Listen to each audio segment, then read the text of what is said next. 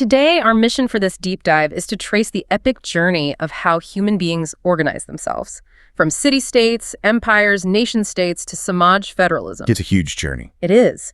We're going to look at how we evolved from building the very first mud brick walls around ancient city-states to the sprawling, messy frontiers of massive empires, and then into the incredible intellectual gymnastics that hold our modern nation-states together. But we definitely aren't stopping at the present day.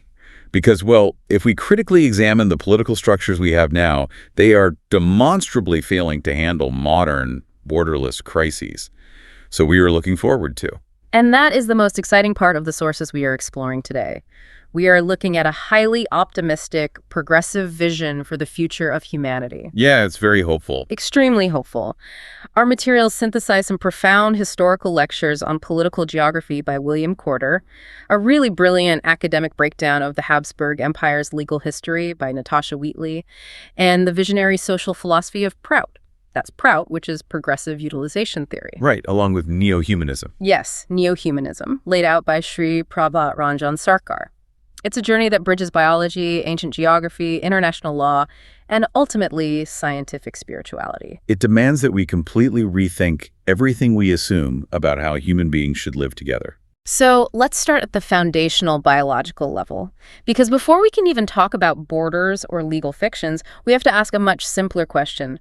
Why do we even group together in the first place? It's a great question. Right. I mean, plenty of apex predators do perfectly fine roaming the wilderness entirely alone.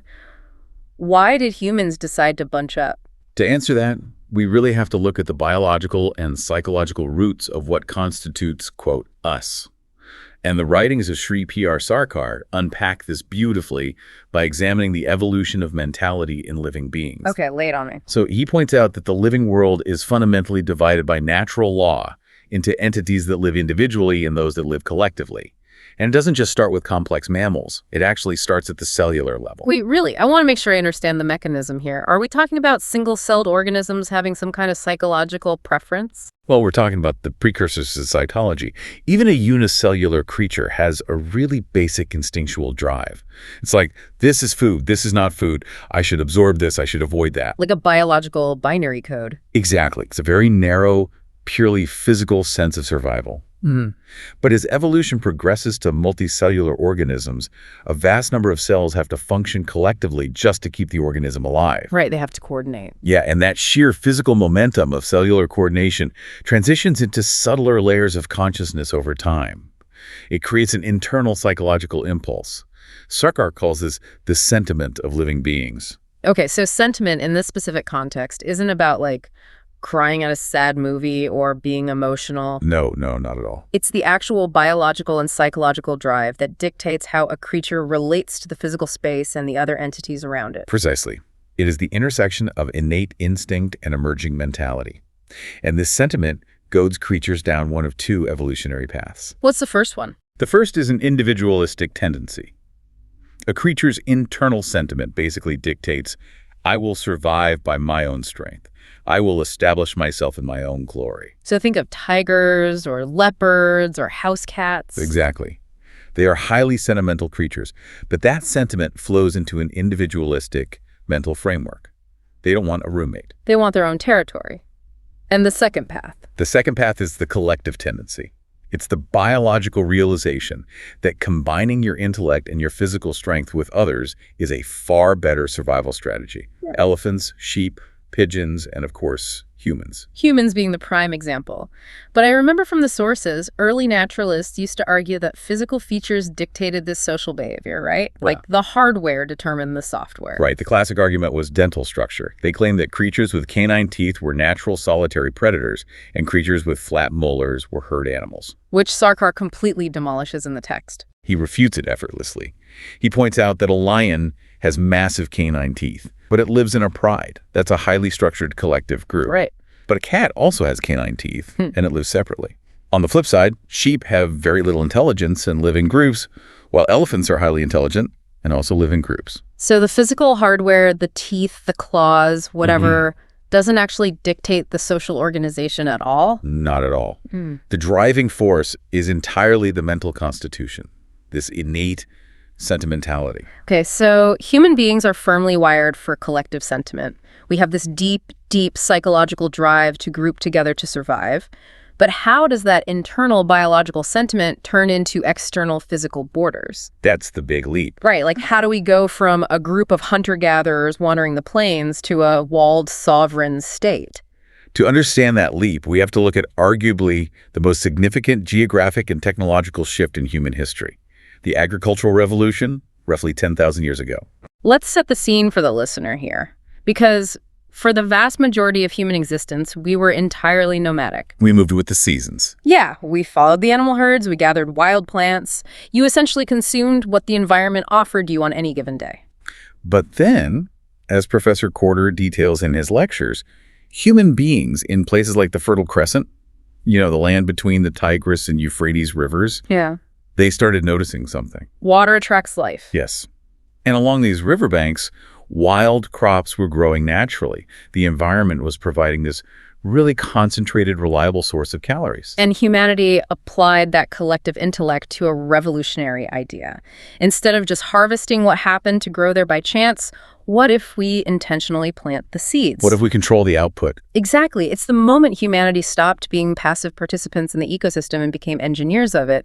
And the immediate result of agriculture, the thing that changes everything, is surplus. Absolutely. For the first time ever, a group of humans had more food than they could physically eat in a single day. Which fundamentally changes human behavior, because surplus requires storage.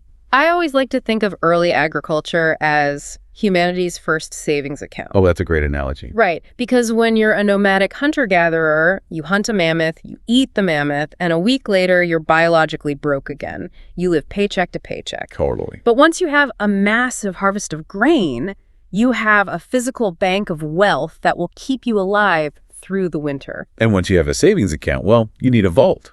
You can't just leave tons of grain sitting out in the rain or exposed to animals. So humans begin building permanent structures. Mud brick silos. Yes.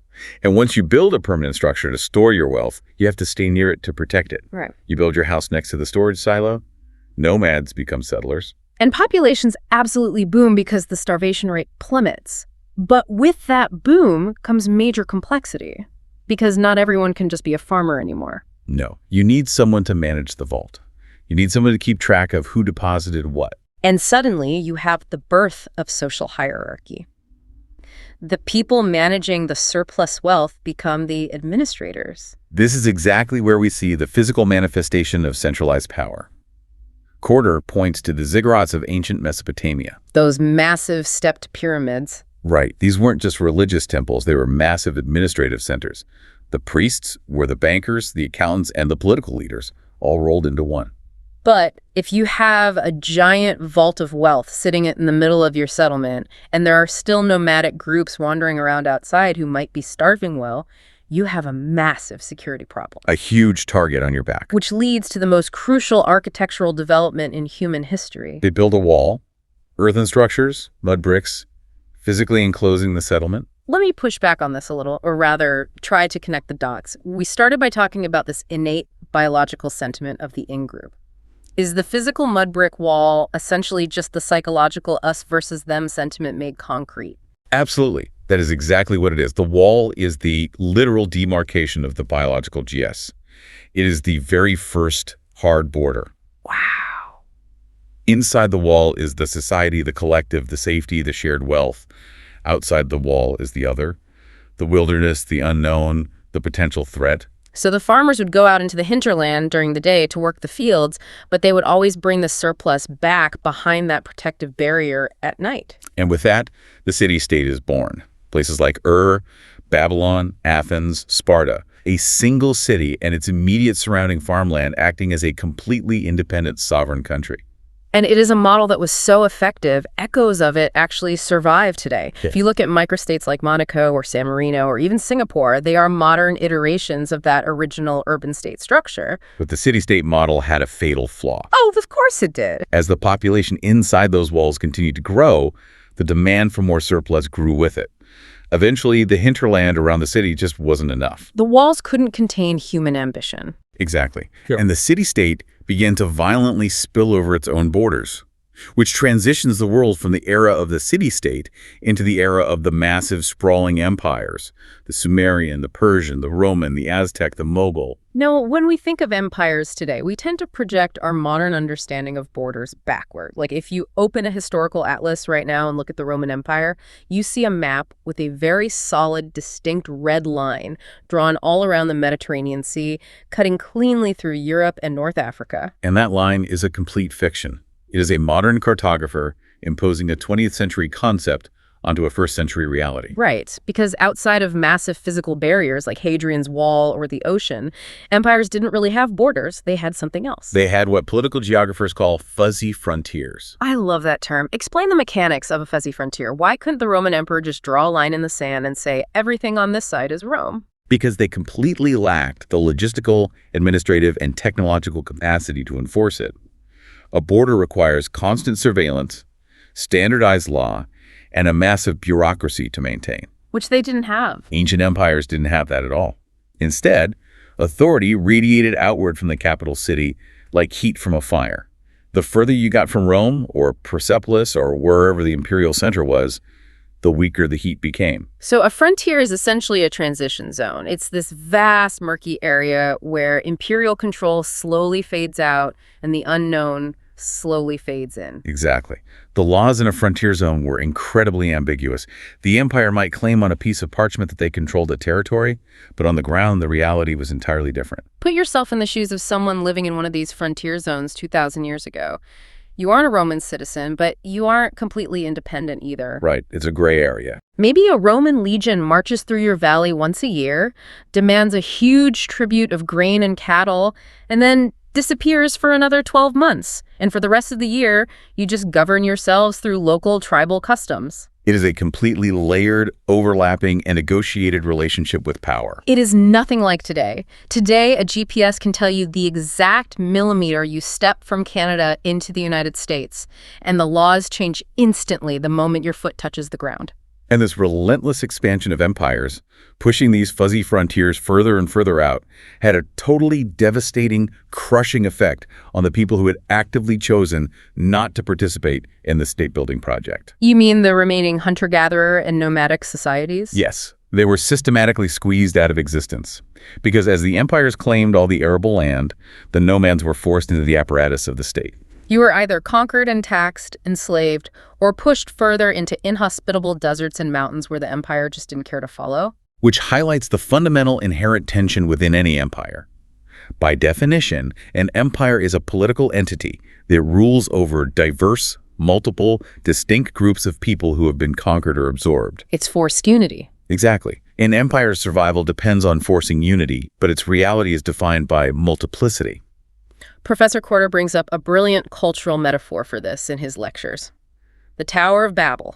Well, that's a great example. The mythological story is that humanity united to build this massive tower to the heavens, which is the ultimate symbol of centralized imperial ambition and hubris. And what happens? The divine response is to strike the tower down. Right, and babble their languages, confusing their speech so they can no longer cooperate. It is a profound mythological reflection of the imperial struggle. Empires constantly try to build the tower. They try to homogenize the people, enforce a single law, a single currency, a single culture. But they constantly fracture under the weight of the diverse, babbling masses they have violently pushed together. But eventually, humanity ran out of map. For centuries, these fuzzy, sprawling empires bumped and shifted against each other. But as the global population exploded and technology advanced, the frontiers vanished. The fuzzy transition zones had to be replaced by hard, demarcated, absolute lines. And to understand exactly how those hard lines were drawn and how we invented the modern, rigid nation-state, we have to look at the ultimate legal laboratory of the modern world. Central Europe. Yes, we have to examine the collapse of the Habsburg Empire. And Natasha Wheatley's academic breakdown of this period is just absolutely fascinating because the Habsburg Empire, the Austro-Hungarian Empire, was the ultimate stress test for what a state actually is. It was a jurist's absolute nightmare. I mean, if we look at Western Europe during the 18th and 19th centuries, places like France were streamlining their political identity. The French Revolution of 1789 essentially took a guillotine to the old, overlapping feudal laws. They wiped the slate clean. They did, and declared a unified, centralized, singular nation-state. And in Germany, Philosophers and legal thinkers were building a model of the state based on the organic cultural unity of the people, das Volk. But the Habsburgs couldn't do either of those things. They couldn't because the Habsburg Empire wasn't a nation. It was a, quote, composite monarchy.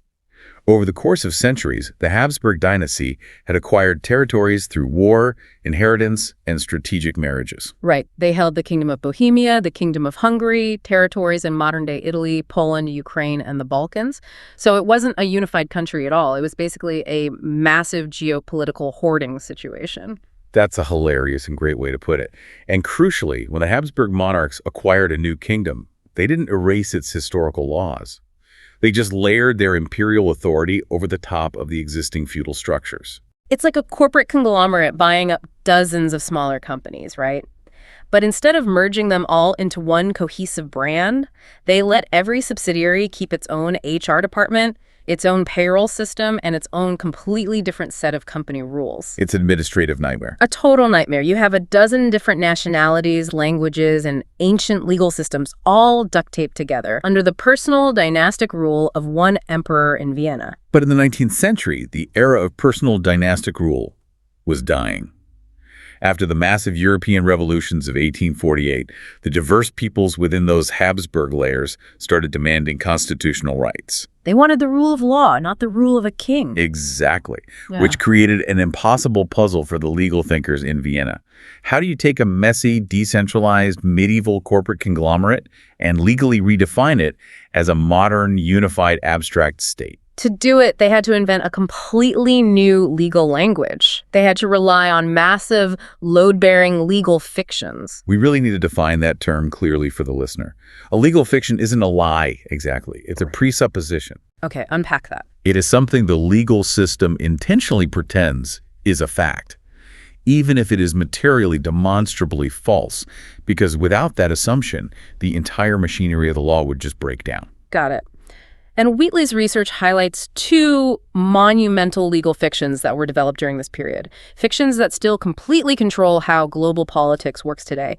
The first is the fiction of sovereign singularity. Sovereign singularity, the idea that a state is one indivisible, unified power. Right. If you read classical Western legal theorists like Thomas Hobbes, they argued that sovereignty must be supreme and undivided. But if you apply Hobbes to the Habsburg Empire, the theory just shatters. It totally falls apart. Was the empire one singular state? Was it two states after the emperor was forced to share power with Hungary in 1867? Was it 15 different states? Literally, no one could legally agree. Wheatley introduces this fascinating legal thinker named Georg Jelinek. He was the son of Vienna's most prominent rabbi, and he looked at this chaotic reality and realized that Western European legal theory simply didn't map onto Central Europe. He essentially said, the English and the French keep insisting a state must be a perfect, singular entity, but look out the window. That's not what we have. So Jelinek attempts to invent a new category to describe the mess. He coins the concept of state fragments. State fragments, right. He argues that there are political formations like the Kingdom of Bohemia within the empire that possess the rudiments of a state, but aren't fully independent. They aren't just mere provinces, but they aren't sovereign either. He was trying to build a bottom-up legal theory that could accommodate plurality and messiness rather than demanding an impossible top-down singularity. But Jelinek's attempt to embrace the messiness was ultimately overpowered by another legal thinker who took the exact opposite approach. A man who decided that if reality was too messy, well, the law simply needed to abandon reality altogether. Hans Kelsen. Hans Kelsen. He is arguably one of the most influential legal philosophers of the 20th century, and his life story really mirrors the chaos of the era. He drafted the Constitution for the new Austrian Republic after World War I, but as the fascists rose to power, he was eventually forced to flee Europe entirely, escaping on the SS Washington. And Kelsen's ultimate contribution to international law is called the pure theory of law. And when you dig into it, it requires a level of intellectual gymnastics that is almost hard to comprehend. It really is. Yeah. Kelsen looked at the multi-ethnic, legally contradictory, overlapping nightmare of the Habsburg Empire and came to a radical conclusion. He decided that you absolutely cannot base the legitimacy or the singularity of a state on material, physical reality. Because it's too chaotic. Right. If you try to locate the soul of the state in its geography or the unity of the state in its diverse people, you will fail. The physical facts are just too contradictory. So if you can't build a state on physical reality, where do you build it? You build it entirely in the realm of pure logic. Kelsen invents a concept he calls the Grundnorm, the basic norm. The Grundnorm. I love saying that.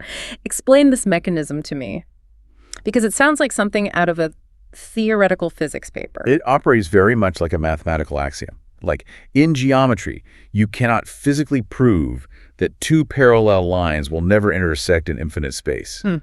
But if you don't presuppose that they don't, you can't do geometry. You have to start somewhere. Exactly.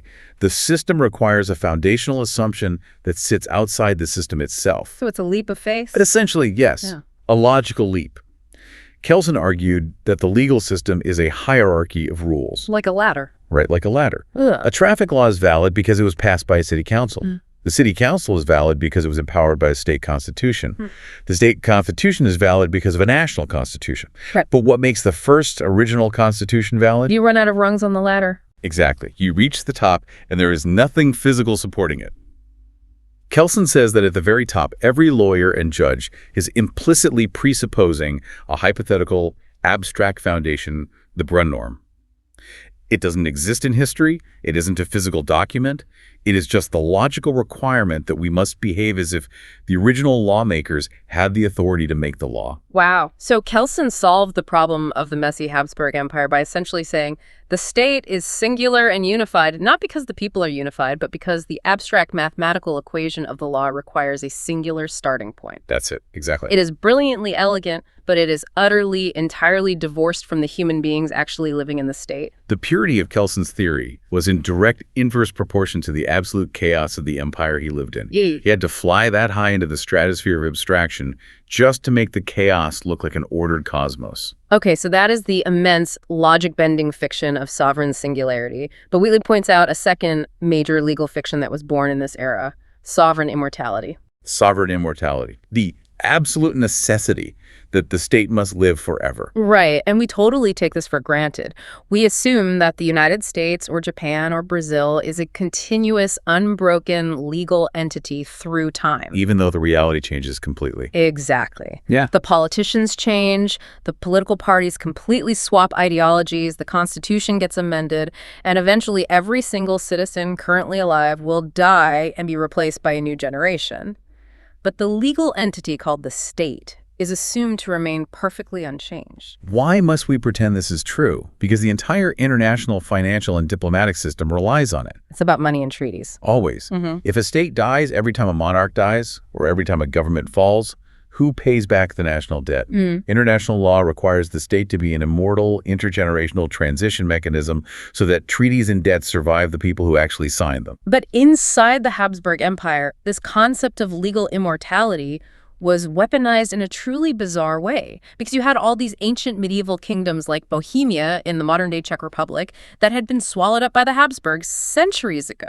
And the nationalist politicians in these regions realized they could use the fiction of immortality against the emperor. They began to argue a fascinating legal technicality. They claimed that when the Habsburgs conquered them centuries ago, their ancient kingdoms had not legally died. I think the quote Wheatley highlights from a Czechoslovakian leader perfectly captures this. He argued that the Habsburg emperor's military conquest produced a fact, the physical reality of occupation, but it did not produce a law that erased their underlying sovereignty. They argued they were living a double existence. In the physical, material world, they were subservient provinces of the Habsburg Empire. But in the invisible, pure realm of law, their ancient sovereignty remained completely intact. It was just suspended. They called them sleeping states. It is such an evocative term. It really is. It's like Sleeping Beauty, but instead of a princess in a tower, it's a massive, multi-million-person jurisdiction just waiting for the magical kiss of international law to wake it up. This seemingly abstract debate over legal immortality violently collided with reality in 1918, because at the end of World War I, the Habsburg Empire completely shattered. The emperor fled, the army dissolved, and the central authority vanished. Which brings us to the crescendo of this legal drama. The Paris Peace Conference in 1919, the world's empires are broken, new borders have to be drawn across Europe. Representatives from all these newly declared nations arrive in Paris to demand territory and justify their existence to the victorious Allied powers. I really want to picture the stakes in that room. It is a geopolitical feeding frenzy. And here come the delegations from Czechoslovakia and Hungary. Do they walk in and declare, we are brand new democratic republics born from the ashes of the war? If they did that, they would be incredibly weak. If you are a brand new state born yesterday, you have absolutely no historical claim to any borders. You have to negotiate for every inch of dirt from scratch. Precisely. So they use the Habsburg legal training they honed for decades. They look at the Allied powers and argue, we are not new states at all. We are ancient, immortal states. Our sovereignty was merely asleep under the Habsburgs, and now we are reawakening. We are the sleeping states, and therefore we demand the restoration of our ancient historical borders from 400 years ago. Which, of course, was incredibly convenient. Very convenient, because those ancient borders contained huge tracts of land filled with completely different ethnic groups who didn't want to be part of Czechoslovakia or Hungary. They weaponized the legal fiction of historical continuity to maximize their territorial claims. Yeah. But the true irony, the absolute strategic brilliance of this moment comes from Austria. Oh, this is the ultimate plot twist. Because Austria was the imperial center, Vienna was the seat of the Habsburg emperor. They were the empire. Yeah. And the Austrian delegation arrives in Paris and essentially attempts to declare legal bankruptcy. And who is the chief legal architect making this argument for Austria? It is Hans Kelsen. No way. Yes. The man who dedicated his life to the pure theory of law, the man who believed law should be a perfect, logical cosmos, is forced to make an entirely cynical, instrumental argument to save his country from ruin. Kelsen argues that the newly formed Republic of Austria has absolutely no legal connection whatsoever to the old Habsburg Empire. He claims they are a brand new state, completely severed from the past. Now, why would the center of the empire claim to be a newborn? Because of the debt. Exactly. Okay. Because if the Republic of Austria admitted they were the legal continuation of the Habsburg Empire, international law would saddle them with the entirety of the empire's catastrophic war debts and massive reparations to the Allies. It is a breathtaking corporate restructuring maneuver. Austria essentially changed the name on the door from empire to republic and told the international debt collectors, sorry, the old guy moved out, we just got here. It perfectly exposes the reality of these legal concepts. The fictions of sovereign singularity, immortality, and continuity are not objective laws of physics. They are geopolitical tools. They are flexible narratives that lawyers and politicians stretch and twist to secure power, territory, and wealth. And what's truly mind-blowing is that this specific legal theater in Central Europe in 1919 provided the exact script that would be used to dismantle empires across the entire globe a few decades later. That's right. After World War II, we see the massive wave of global decolonization. From the 1940s through the 1960s, the British, French, and Dutch overseas empires collapsed, and dozens of newly independent states emerged in Asia and Africa. And the legal thinkers in places like India faced the exact same strategic puzzle the Czechs and Hungarians faced in Paris. How do you enter the international community without being treated like a helpless infant? Wheatley's research highlights figures like Ram Prakash Anand, a hugely influential Indian jurist. Anand knew that if India arrived at the United Nations as a new state, the former colonial powers would treat them as junior members. They would attach predatory conditions and unequal treaties to their independence. So Anand opens the Central European playbook. He does. He and other anti-colonial jurists argue that European colonization was merely a temporary legal incapacity. They deployed what they called the Eclipse Doctrine. The Eclipse Doctrine? Yes, they argued that British rule had eclipsed Indian sovereignty, but it had absolutely not extinguished it. 200 years of brutal colonial extraction was legally framed as just a brief interlude. They argued they were simply reverting back to the inherent immortal sovereignty they held before the ships of the East India Company ever appeared on the horizon. It was a brilliant, necessary strategy. They used the Western legal fiction of sovereign immortality to time-shrink the colonial era and legally expand their original independence, demanding to be treated as absolute equals on the global stage. And you can see this exact same legal architecture being used right now, today. Wheatley brings up the Uluru Statement from the Heart in Australia. Indigenous Australians are utilizing this precise legal language, arguing that their ancient 60,000-year-old sovereignty was never ceded or extinguished by the British Crown. They are arguing that a legal fiction written in London 200 years ago cannot mathematically erase a tens of thousands of year history of physical possession and spiritual connection to the land. They are demanding that the state recognize overlapping, coexisting sovereignties. So we really have to acknowledge that these legal fictions, these intellectual hallucinations of immortal, singular states, were incredibly powerful tools for liberation. They helped tear down empires and granted billions of people self-determination. They did. But, and this is the massive turning point in our deep dive today, while these fictions dismantled the empires, they ended up building a new kind of cage. They absolutely did. Because once a nation uses these fictions to secure its borders, it is incentivized to aggressively defend them. The system traps humanity in a rigid framework of competing fragmented national interests. If the law says my state is singular, immortal, and fundamentally separate from your state, the natural result is endless competition. We chopped the globe up into roughly 200 immortal sovereign entities, and now we are stuck trying to solve global problems with a brutally fragmented toolkit. And this is exactly where the sources transition from diagnosing the historical problem to offering a philosophical and practical solution. This is where we bring in the profound insights of Sri P.R. Sarkar, because he warns us that the danger isn't just legal, it is deeply psychological. Earlier, we talked about the biological sentiment that drives humans to group together. Sarkar takes that concept further and introduces a highly destructive modern mutation of it, which he calls socio-sentiment. To understand socio-sentiment, we have to contrast it with geosentiment. Geosentiment is relatively simple. It is an attachment to a specific physical place. Like saying, I love my country because it has beautiful mountains and I grew up here. Exactly. It's limiting, sure, but it's fundamentally tied to geography. But Sarkar argues that socio-sentiment is 1,000,000 times more harmful than geosentiment. Why? Because socio-sentiment is an attachment to a specific group identity that actively, aggressively excludes others. It is the psychological phenomenon where the natural human desire for collective security curdles into irrational superstitions, narrow-minded prejudices, and a rigid us versus them dogma. So it's toxic groupism. Yes. When a society falls victim to socio-sentiment, it clouds the clear human intellect. It prevents rational, compassionate thinking. He describes a deeply depressing reality that feels incredibly relevant today. He says that as long as humanity is confined by this narrow socio-sentiment, this groupism, we will consistently worship false leaders. We will allow society to be artificially divided by castes, races, or rigid nationalities.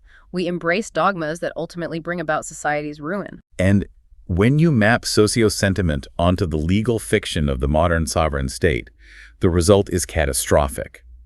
When a state is driven purely by socio-sentiment, its entire political apparatus is dedicated to prioritizing its own socio-economico-political interests, while completely and deliberately ignoring the survival and well-being of any group outside its borders. Which guarantees conflict. If my legally immortal singular state is structurally designed to only care about hoarding its own wealth, and your state is designed to do the same, we are inevitably going to clash over resources. Sarkar points out the deep structural hypocrisy of the international diplomatic system that arises from this.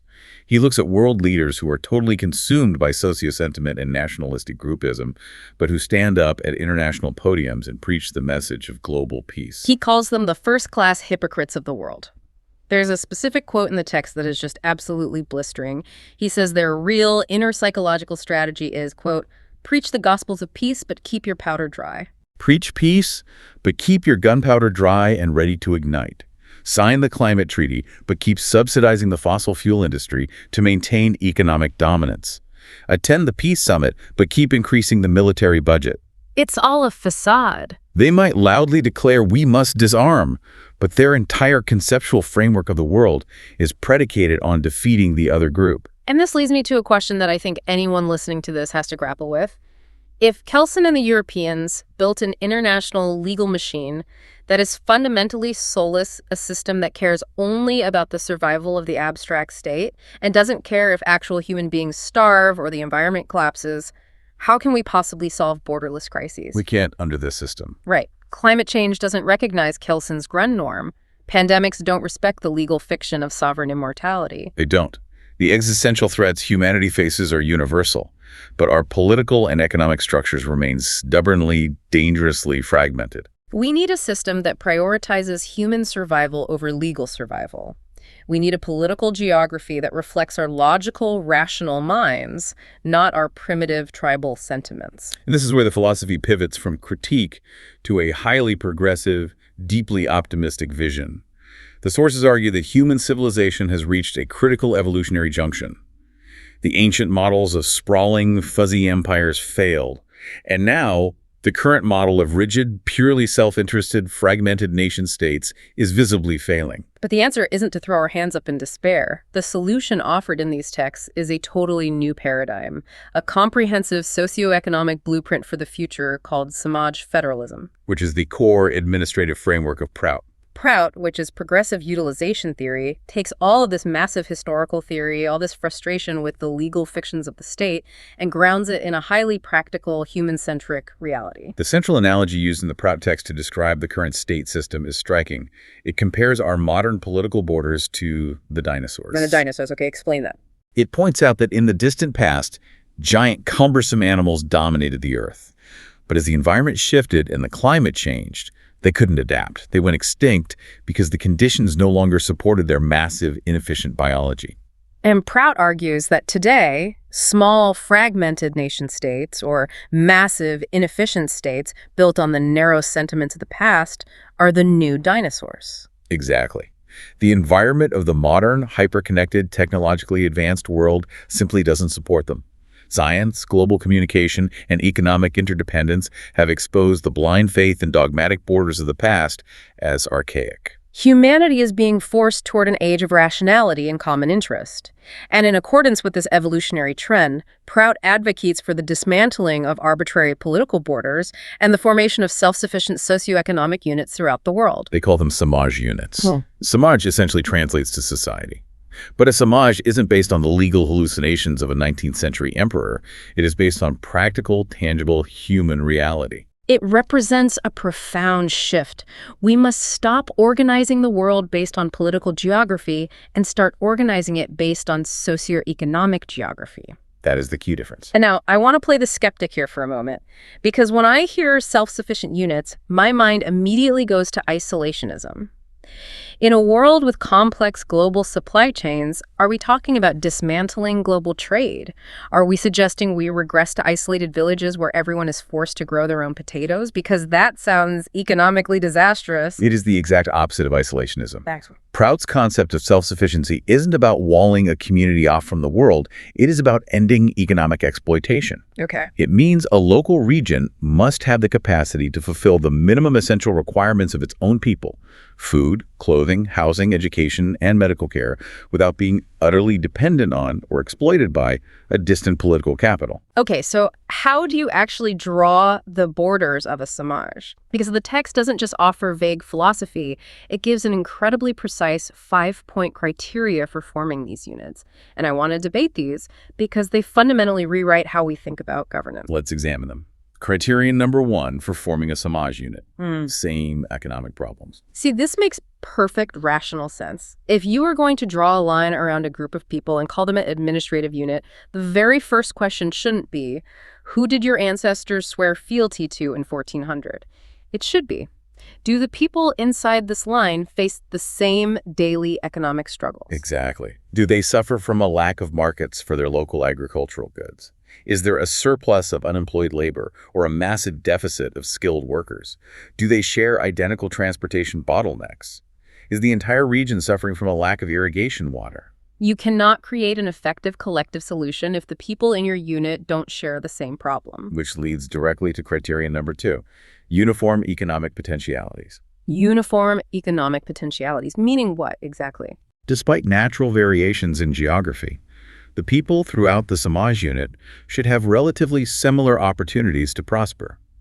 The overarching economic goal here is to progressively reduce the disparity between the rich and the poor. Right. If a political border traps a highly prosperous economic zone and a completely impoverished economic zone under the same centralized tax and development policy, the wealthy zone will inevitably exploit the poorer one. Okay, criterion number 3 is where I think we need to tread very carefully.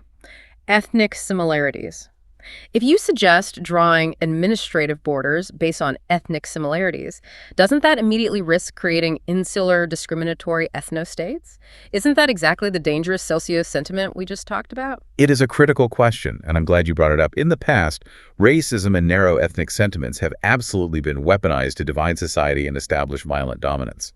But Prout's approach to ethnicity is entirely different. So, It argues that the only way to cure the disease of nary sentiment is by ensuring that every single ethnic group, no matter how small, has adequate scope and resources for its own cultural expression and socioeconomic development. so it's the opposite of the imperial model. The empire forces assimilation. It tries to build the Tower of Babel by making everyone speak the same language and erase their differences. Yes, forced assimilation breeds resentment and conflict. Prout argues for blending humanity from a position of absolute strength and equality. The text uses a beautiful metaphor. The multicolored garland of humanity will be enriched to the extent diverse human groups blend together out of a genuine love for each other. But you cannot have genuine love between groups if one is economically exploiting the other. Precisely. You have to secure their local economic survival first, so their culture can interact with others without fear of being erased.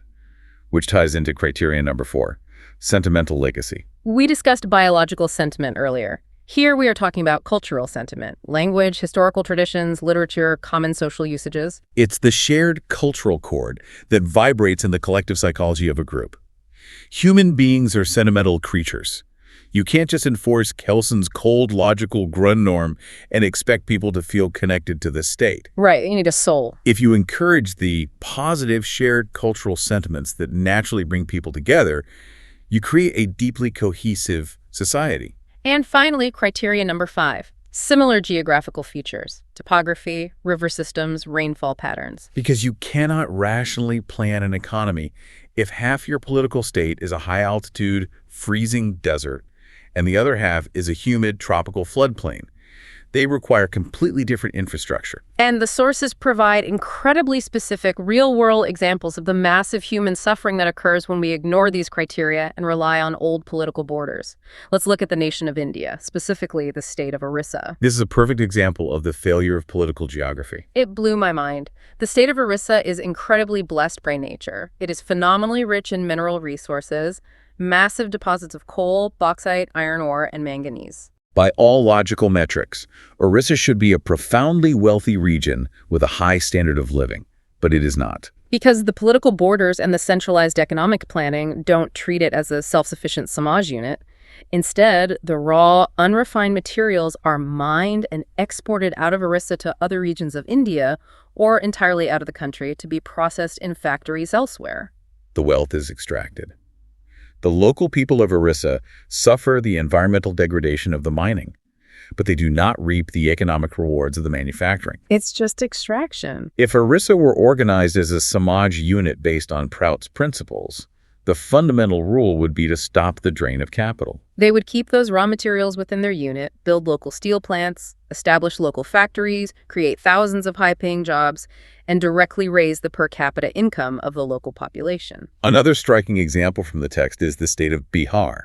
Within the single political border of Bihar, you have two entirely contradictory economic realities. Right. In the south, you have the Chotnagpur Hills region. The topography is elevated, the soil is different, and their massive existential economic problem is a severe lack of irrigation. They desperately need water pumped in. But if you travel to the plains of North Bihar, the geography completely flips. Their existential economic crisis isn't a lack of water, it's massive flooding. They desperately need water drainage systems. You cannot effectively govern a region that needs water and a region that is drowning under a single centralized socioeconomic plan. The political border of Bihar is an arbitrary legal fiction that is actively preventing practical economic solutions. And Prout argues that if we continue to demarcate the world based purely on historical politics or linguistic lines, while totally ignoring economic realities, we will never solve the suffering of the people. What Prout demands is a radical, practical rethinking of power. The core mantra is, know the area, prepare the plan, and serve the people. And the power to prepare that plan must rest with the local people. And importantly, Prout defines local people not by race or birth, but practically. Anyone who has merged their individual socioeconomic interests with the socioeconomic interests of that specific unit is considered a local. Okay, but if we redraw the map into all these localized Samaj units, how do we avoid just creating a fractured, chaotic world of mini-states? How does Samaj-Federalism actually unite humanity? That is the true genius of the system. It is a process of organic, bottom-up integration. Walk me through the mechanism of how that scales up. Once a local Samaj unit successfully implements these policies, once it stops the drain of capital, maximizes its local resources, and achieves economic parity and self-sufficiency, it naturally looks to its neighbors. Right. Because they are no longer operating from a position of desperation or fear of exploitation, it becomes incredibly easy and natural for adjoining prosperous units to cooperate. Because they're negotiating as absolute equals. Exactly. They realize that merging their administrative functions will actually increase their collective efficiency. So several local units merge to form a larger regional socioeconomic unit. And as those regional units reach similar levels of development, they continue to integrate. It scales geometrically. Local units merge into regional blocks. Regional blocks merge to form a massive, unified socioeconomic unit for all of South Asia or all of South America. And ultimately, through continuous, rational, peaceful integration, the entire globe becomes one seamlessly integrated socioeconomic unit. The guiding principle of Samaj-Federalism is beautifully succinct. Universal in spirit, regional in approach. Universal in spirit, regional in approach. I love the balance in that. It hyper-focuses on the specific practical needs of the local area, but the ultimate unyielding goal is always universal fraternity. But, and we must be extremely clear about this, there is a catch. There is always a catch when it comes to human nature. A new economic theory, a new way of drawing borders, a decentralized political system. All of this is ultimately just machinery. You can redraw the map perfectly based on socioeconomic zones, but if the human beings operating the machinery are still driven by narrow selfishness and socio-sentiment, exploitation will simply adapt. The legal fictions of the Habsburgs will just be replaced by new, equally oppressive fictions. Precisely.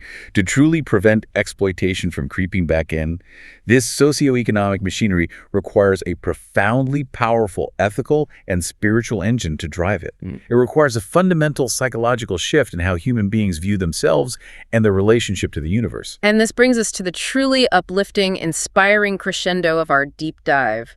The philosophical bedrock that makes Samaj-Federalism possible, scientific spirituality and neo-humanism. In the writings of Sri P.R. Sarkar, he points to an ancient Vaidika shloka, a Sanskrit verse that perfectly captures the required ethical shift.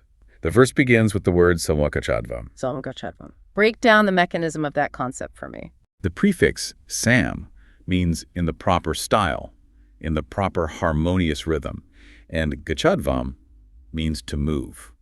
So, translated simply, it means moving together. But it absolutely does not mean marching in lockstep like a military parade. It is much deeper than forced conformity. It is the essence of true society.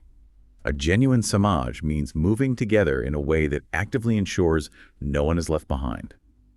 Sarkar provides a very stark, practical example. Let's hear it. He says, suppose you have amassed plenty of money and food in your own house. You are secure. But your neighbors are suffering from a severe dearth of food or clothes. If you lock your door and ignore them, you are fundamentally violating the spirit of Samgachadvam. You are failing the very definition of what it means to be a society. You are just individuals sharing geography. Yes. To truly move together means to consciously build a strong, well-knit society where there is zero exploitation. A society completely devoid of a superiority complex and equally devoid of an inferiority complex. To achieve this requires the adoption of Sama Samaja Tattva, the principle of absolute social equality. Social equality. It is the profound realization that every single creature that has been brought into this world possesses an innate biological desire to survive. And because they have the desire to survive, they possess an absolute non-negotiable right to survive and thrive. And we, as a collective society, are ethically obligated to grant them that right. We must ensure their minimum basic needs, food, clothing, education, shelter, medical care, are unconditionally fulfilled so they can become vital assets to the earth and continue their forward progressive movement. And this principle applies universally. The text explicitly states that since we all emerge from the same cosmic source and we are all moving toward the same ultimate goal, there should not be any cordial difference between people. Everyone, regardless of where they were born, should feel deep in their bones that they belong to the same massive human family. This is the philosophy of universalism. It requires us to wake up and realize that the rigid borders, the massive economic inequalities, the socio-sentiments that cause war, these are largely artificial creations of vested interests. They are deviations from the natural universal rhythm of life. This is where we are called to awaken our logical, rational minds and imbue them with what Sarkar calls neo-humanism. This is the new ethics for future humanity. And neo-humanism takes this concept of universal love and expands the circle even further. It demands that we extend our respect and care not just to all human beings, but to the animal kingdom, the plant world, and even the inanimate environment. Because the philosophy recognizes profound interconnectedness. If a single person or a single animal or a single river remains outside the influence of universalism and becomes a victim of exploitation, the entire ethical foundation of the society is undermined. This is such an incredibly powerful, positive vision. It doesn't just diagnose the terminal disease of our fragmented, legal fiction-based world. It offers a comprehensive, practical, and deeply spiritual cure. A blueprint for a world genuinely built on happiness, justice, and universal love. But a blueprint rolling on a table doesn't build a house.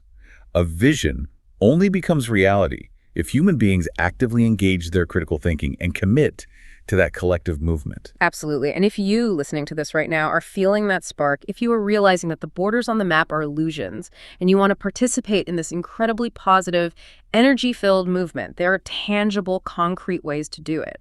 To help make this world a better place for all to live with actual happiness and justice, you need to explore these concepts deeply. The ideas within Prout and neo-humanism are vast. They challenge deeply entrenched assumptions and require serious intellectual and spiritual exploration. They really do. We highly encourage you to actively engage. If you want to understand how to practically apply these ideas, learn more about Prout, which is progressive utilization theory, and consider joining a Prout study circle. Debate these criteria. See how Samaj-Federalism applies to your specific local economy. And to immerse yourself in the discussions happening right now, join the YouTube channels at Sā'dhanā Movement and at New Human Project. Those specific platforms are excellent resources for firming up your understanding of scientific spirituality and neo-humanism, which in Sanskrit is known as Navya Manavtavad. It truly represents a new, vital ethics for the future of humanity. And if you are like me and you want to bypass the summaries and go straight to the original texts, for the absolute authenticity of the original knowledge regarding all of this philosophy, do visit Ananda Marga publication and reach out to ampsbooks@gmail.com. Get the books, dive into the actual source material, and let this universal spirit transform the way you perceive the world. Because the ultimate goal laid out by all of this is crystal clear. We must aggressively move away from a world divided by the cynical legal fictions and narrow socio-sentiments of the past. We must move toward a genuine universal humanism, where the collective harmonious movement of humanity entirely supersedes fragmented, selfish national interests. It is breathtaking when you step back and look at the massive arc of the journey we've taken today. We started at the cellular level, examining the biological roots of why our innate sentiment drives us to seek out others for survival. We watched that biological drive invent agriculture, produce surplus wealth, and erect the very first mud brick walls of the ancient city-states to protect it. We traveled through the era of fuzzy frontiers, watching massive empires endlessly push outward, swallowing up the globe and struggling to manage their own diverse populations. We untangled the deeply flawed, ingenious, but ultimately divisive legal fictions of the Habsburg Empire. We saw how thinkers like Hans Kelsen retreated into the pure logic of the Grundnorm to invent the illusions of sovereign singularity and immortality that still define the 20th and 21st centuries. And finally, after seeing how those legal fictions trap us in endless competition, we arrived at the incredibly hopeful, highly rational framework of Samaj-Federalism and neo-humanism. A bottom-up blueprint for a world that actually works for everyone, prioritizing socio-economic reality over abstract political lines. It is the ultimate reminder that the systems we currently live in are not immutable laws of nature. They were invented by human minds to solve the problems of the past, which means they can and must be reimagined by human minds to solve the problems of the future. Exactly. We are not trapped by history unless we choose to be. And I want to leave you with one final original thought to ponder, building directly on that idea of reimagining reality. We talked extensively about how the brilliant legal minds of the 1920s, diplomats and philosophers alike, were able to literally invent the fiction of a sleeping state, to redraw the entire map of Europe. They bent the concept of the law to fit their geopolitical needs. They engineered a new legal reality. Right. So if we accept that the law is a flexible tool of our own making, what if the legal minds of tomorrow invent a completely new, desperately needed fiction? What if they engineer a legal framework that officially, universally recognizes the entire Earth itself as a single, living, sovereign entity? Think about the implications. If the Earth itself is legally established as the ultimate state, then extracting wealth to the point of environmental collapse or economically exploiting any person on it isn't just a bad policy. It becomes a literal violation of our shared immortal sovereignty. It becomes legal treason against the planet. Imagine the political, economic, and spiritual revolution that kind of legal thinking could spark. Until next time, keep diving deep.